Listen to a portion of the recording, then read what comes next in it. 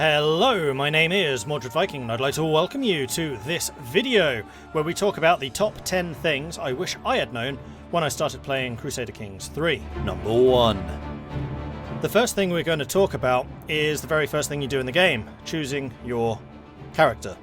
There are a number of different options to start from, basically breaking down into two different bookmarks, the 867 and then the 1066. You can play as any ruler in either of those bookmarks by clicking on the button down in the bottom left. And once you're on this map, you can zoom in and take a look at all of the different titles. Now, the only thing shown on this level is the top title. But if we want to drill down into it, we can click on, for example, England. And then once we have it selected, it will then show us all of the vassals of England. And it will start showing us the duchies.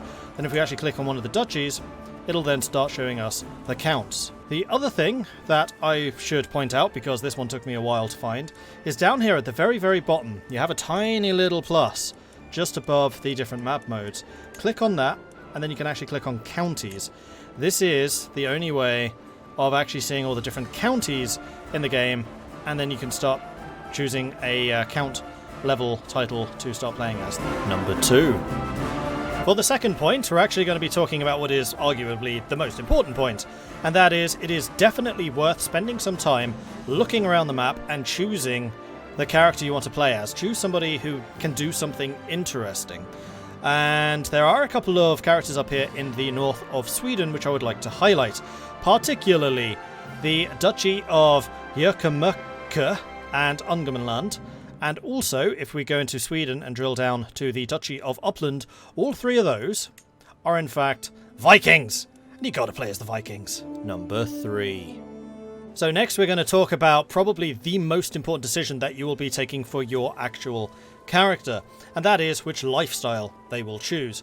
Many of them will have a fairly obvious selection based on their education. So for example, Eric the Heathen here is educated in martial, and he is going to get a 20% bonus when working through the martial lifestyle. But that is not to say that you are just limited to that one lifestyle. Every 5 years, you can make a change and go for one of the other options. And I would encourage you to do this because you can pick up some very, very useful actions and abilities if you do this. So for example, if you go down the diplomacy route and take diplomat, then there is a method to gain alliances, and you can create alliances with other nations without requiring marriages. So if you're short on children, or if you've already married everyone off, that can be a great option for you.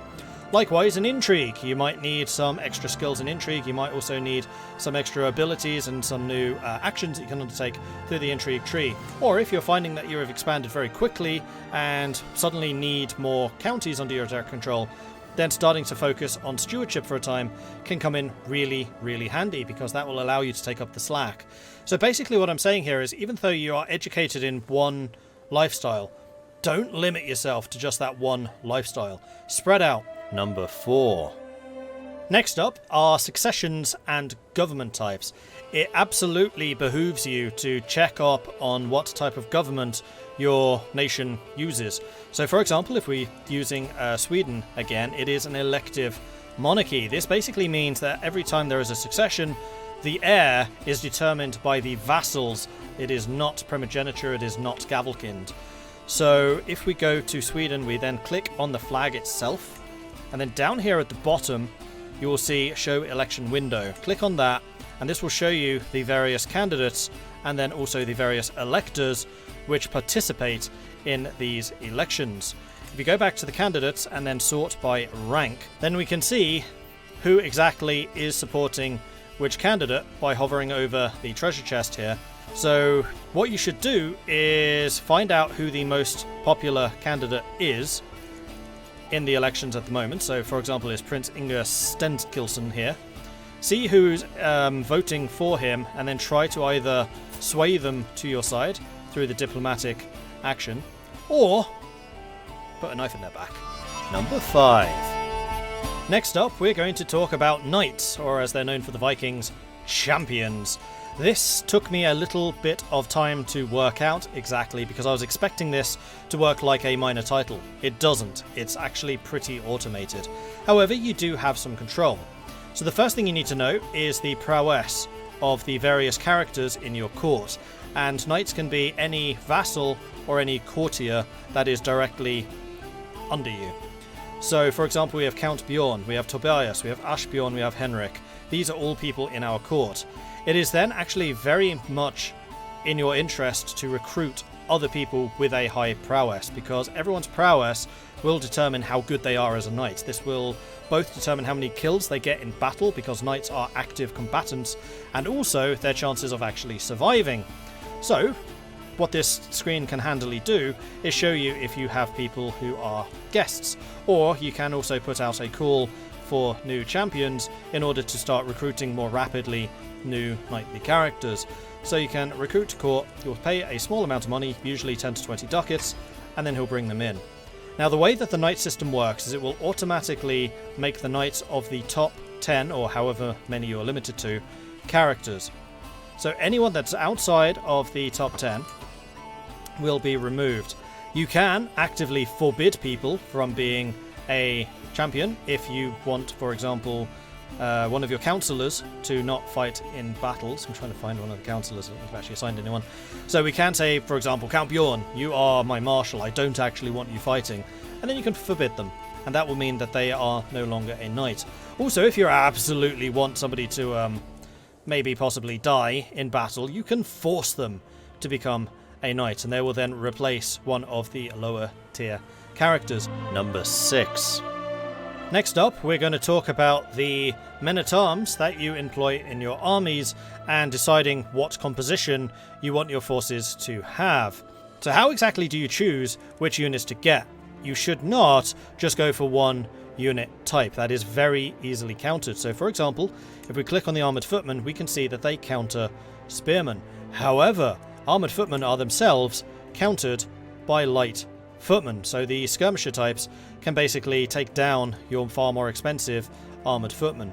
So it will definitely behoove you to take a look at your opponents and see exactly what they are fielding. So if we just join this battle real quick, we will see that our enemy has brought in a couple of light footmen, which are currently doing only 10% damage because they are being countered by my numerous archers. However, the light infantry that they have brought to this battle are pretty significantly countering my armoured footmen by 55% because of their presence. So I knew this ahead of time of this battle. I already had some armoured footmen, I didn't really want to get rid of them, but I did see that he was using primarily light footmen, so I started recruiting bowmen, who statistically may not look as good, but that countering effect can be very, very powerful. Therefore, my advice here is do not just focus on one single unit type, even if you're the Vikings, even if you have an exceptionally powerful, unique unit. Number 7. It should be noted that embarking troops like this does cost money, and it is 1 ducat per 100 troops that you are trying to transport. So we have just under 1,800 soldiers here trying to leave Ireland. It is going to cost us, therefore, 18 ducats to transport these units overseas, and that is going to be a cost you will incur every time you summon those ships. There is no upkeep cost for it, it's just the one-off payment. There are a couple of exceptions, however. First of all, if you are playing as a raider, when you sail, it doesn't cost you anything. Raiders sail for free. The other thing I should point out is there are some cultural technologies which can modify your unit's behavior. There is this longship technology. This is available to most of the Scandinavian nations, and you'll notice that one of the effects of this is reducing the embarkation cost by 75%. Number 8. And now for one of my favourite things in Crusader Kings and in life, raiding. The next thing we're going to talk about is raiding. Unfortunately, raiding in Crusader Kings III is a lot more difficult than it was in Crusader Kings II. In fact, I would argue that the hit-and-run tactics that used to be so prevalent are basically impossible, and that is for a couple of reasons. First of all, if you find yourself on a nice juicy target on a river adjacent to it, and you decide to disembark, it will take you 7 days to do so. Once you are present, you will then be flagged with this, and it will take you 40 days to do the actual raiding. In that time, you cannot move. That means you are stuck in that province for the full 40 days. You can't move away. They'll need to wait for this to tick down before they actually move. It may look like they're moving, but they're not. If you then try to get back on your boat, bearing in mind it took you just 7 days to land, it is now going to take you a full month. As we can see there, predicted arrival 2nd of February 1067 in 30 days. That means if you jump off onto a castle and decide, actually no, I can't be attacking this, it's going to take you 70 days to get back on your ships and run away. It basically means that naval-based raiding is not very good. So instead, you're going to be finding yourself running around on land attacking stuff.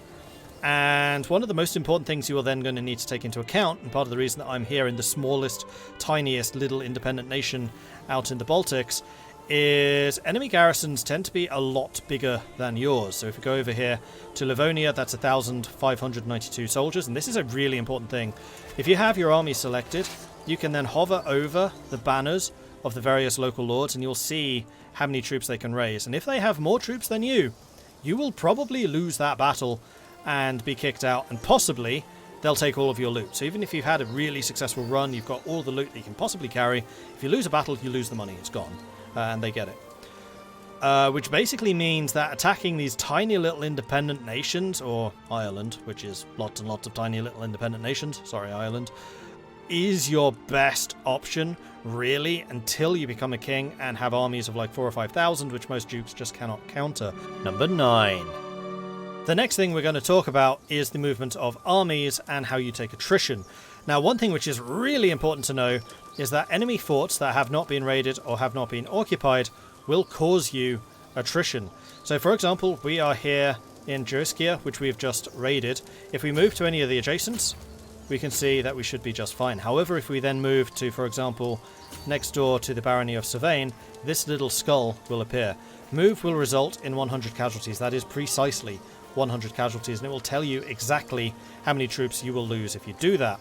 So if you move into any adjacency of an unsieged or unraided castle, you will take that attrition. So if we're crossing the river, moving over here, that's adjacent to that one, we take the casualties. If we move here, we take the casualties moving here because it's adjacent to that castle. So moving around enemy unoccupied forts while at war with them will cause you a lot of damage, so it is definitely best to stay, siege the fort down, and then you'll be able to move with a lot more efficiency and a lot more ease. And in defensive wars, you definitely have the advantage in this because you can move anywhere within your own territory, whereas your enemy is going to be limited, or if they chase your armies when you've been forced to retreat, for example, they're going to be taking attrition while they chase you. You aren't. Number 10. And then finally, if everything is just not going your way, this is not the time to just quit and start a new one. Oh, no. There is a much better option. Instead, if you press escape and go to the main menu, you will notice that there is a switch character button.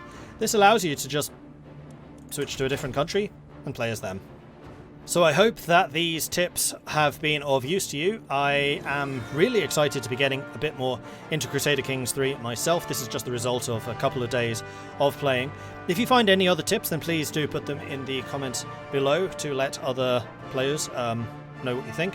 And if you have any problems, or if you have any suggestions, if you have any updates, whatever, then do let me know in the comments. I always try to read everything that goes in there. If you want to talk to me personally, or if you want more up-to-date tips, or if you just want to exchange ideas and advice with other members of the community at large, then please do come and join us over on the Discord. And then finally, this type of video is not my norm. I usually just stream over on Twitch and then upload the Twitch footage here. This is one of the very first tips videos I've done. Do you like this format? Do you like what I've done here? Would you like to see more of this type of thing? If you would, let me know in the comments. Remember to hit that like button, and most importantly, remember to subscribe. Thanks everyone for watching. I will see you next time. Until then, goodbye.